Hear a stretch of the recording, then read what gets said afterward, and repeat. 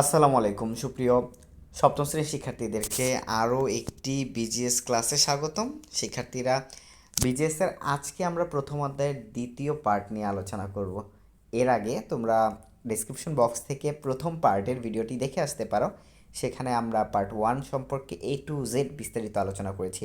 আজকে আমরা শুরু করব যুক্ত ফ্রন্ট দিয়ে। শিক্ষার্থীরা, তোমরা যারা যারা রানার্স টিচিং হোমে প্রথম এসেছো অবশ্যই RTH-এ সাবস্ক্রাইব করে পাশে থাকা বেল আইকনটি বাজিয়ে দিবে। চ্যানেলটি বড় হতে গ্রো করতে সাহায্য করবে আশা করি। সো আমরা এখানে দেখি পাকিস্তান রাষ্ট্র সৃষ্টির পর থেকেই শাসকদের ষড়যন্ত্রে পূর্ব পাকিস্তানের মানুষের মনে ক্ষোভ দানা বাঁধতে থাকে।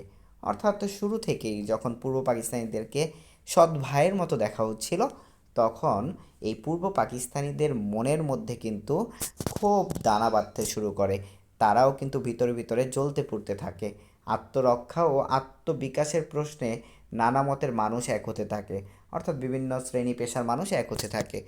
ক্ষমতাসীন দল মুসলিম লীগ যেন ষড়যন্ত্র আর শোষণের প্রতীক হয়ে ওঠে। আর ক্ষমতাসীন দল যারা মুসলিম লীগ ছিল, তারা ষড়যন্ত্রের কি হয়ে গেল? ষড়যন্ত্রের একদম শোষণের প্রতীক হয়ে উঠল। ক্ষমতাসীন মুসলিম লীগকে পরাজিত করে বাঙালি অধিকার প্রতিষ্ঠার লক্ষ্যে দেশের প্রধান প্রধান রাজনৈতিক দল ও নেতৃত্ববৃন্দ মিলে পূর্ব পাকিস্তানের প্রাদেশিক পরিষদ নির্বাচনকে সামনে রেখে 1954 সালে একটি জোট গঠন করে। অর্থাৎ এই যে মুসলিম লীগ ছিল, তাদের বিরুদ্ধে গিয়ে তাদেরকে হারানোর জন্য বাঙালি যারা ছিল তারা একটি দল গঠন করে, এবং তারা বড় বড় নেতারা যারা আছে তারা মিলে একটা দল গঠন করে। সেটা 1954 সালে। এই জোটই হচ্ছে যুক্ত ফ্রন্ট, অর্থাৎ এই জোটটার নামে আমরা যুক্তধর ফ্রন্ট বলি।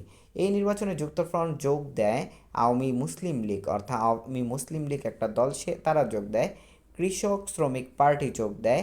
নেজামে ইসলাম যোগ দেয়। গণতান্ত্রিক দল ও পাকিস্তানি খেলাফতে রব্বানি পার্টি যোগ দেয়। যুক্তফ্রন্ট 1954 সালের নির্বাচন ও পূর্ব বাংলার মুক্তি সংগ্রামের ইতিহাসে গুরুত্বপূর্ণ ভূমিকা রাখে। অর্থাৎ এই যে পূর্ব বাংলার মুক্তি সংগ্রাম চলছে, এটা কিন্তু 1971-এ হুট করে আসে নাই। এটা 1971-এ হুট করে আসে নাই। এইটা আনার ক্ষেত্রে অনেক মানুষের অবদান ছিল এবং অনেক ধরনের ঘটনার অবদান ছিল।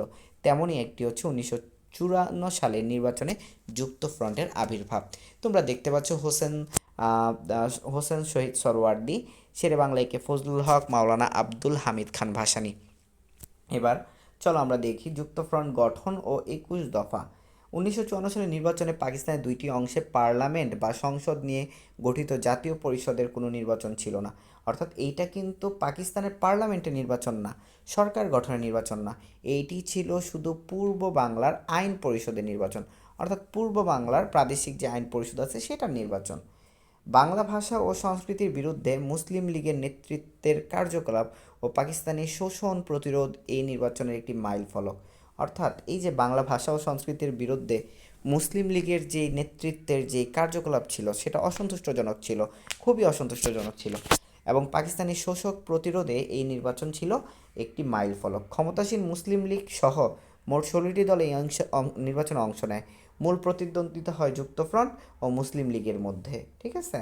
যুক্তফ্রন্টের নেতৃত্বে ছিল তৎকালীন বাংলার 3 প্রবীণ নেতা, শেরে বাংলা একে ফজলুল হক, মাওলানা আব্দুল হামিদ খান ভাসানী, হোসেন শহীদ সরওয়ার্দী, যাদেরকে আমরা উপরের ইনসাইডের পিকচারে দেখতে পেলাম। তারা যুক্তফ্রন্টের নেতৃত্বে ছিল। তারপরে খেয়াল করো, যুক্তফ্রন্ট জনগণের সামনে 21 দফা কর্মসূচি প্রকাশ করে। কত দফা? 21 দফা।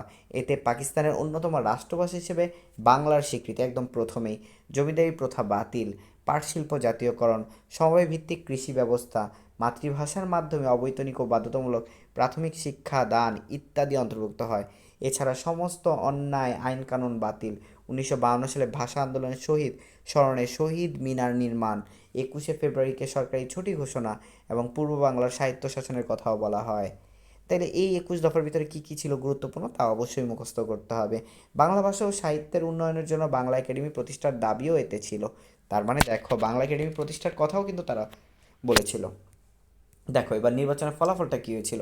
1954 সালের নির্বাচনে মুসলমান ও অন্য ধর্মাবলম্বীদের জন্য আলাদা আসন ছিল, আলাদা ভোট হয়। পূর্ব পাকিস্তানের আইন পরিষদের নির্বাচনে 309টি আসনের মধ্যে যুক্তফ্রন্ট 236টি আসন পেয়ে নিরঙ্কুশ সংখ্যাগরিষ্ঠতা অর্জন করে।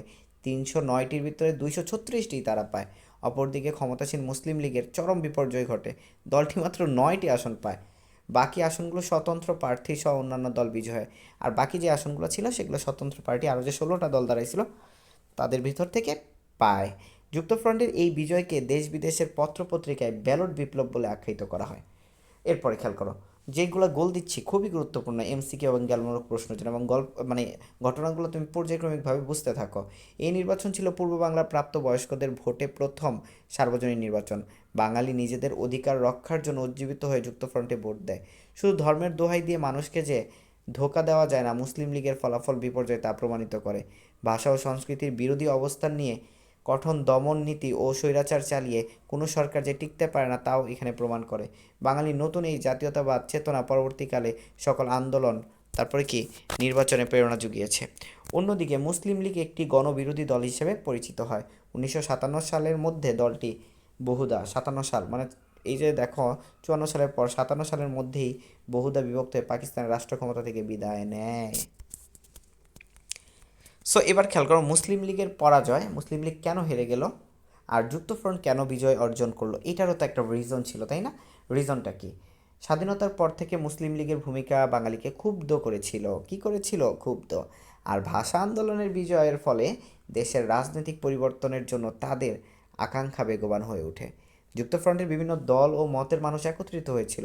এটি যুক্তফ্রন্টের সহজে বিজয়ের অন্যতম কারণ। কারণ অনেক মানুষ অনেক জায়গা থেকে আসছে, অনেক ধরনের মানুষ, তারা অন্য মানুষকে টানতে পেরেছে। এই জোটের কর্মসূচিতে জনগণের আশা আকাঙ্ক্ষার প্রতিফলন ঘটেছে।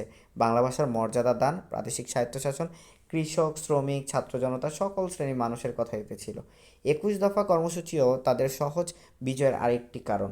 যুক্তফ্রন্ট প্রবীণ ও তরুণ নেতাকর্মীদের সমন্বয় ঘটে, পাশাপাশি তরুণদের প্রচার অভিযান ছিল চোখে পড়ার মতো। মুসলিম লীগের দুঃশাসন, দ্রব্যমূল্যের ঊর্ধ্বগতি, শোষণ, দলের মধ্যে অন্তর্দ্বন্দ্ব, দুর্নীতি, পাকিস্তানের দুই অংশের বৈষম্য ইত্যাদি ছিল মুসলিম লীগের পরাজয়ের কারণ। সো তারা কেন বিজয় অর্জন করছে যুক্তফ্রন্ট সেটাও আমরা পেলাম, এবং তারা কেন মুসলিম লীগকে পরাজিত করতে পারছে, মুসলিম লীগের কী কী ভুল ছিল সেই জিনিসগুলো কিন্তু এখান থেকে আমরা পাইলাম।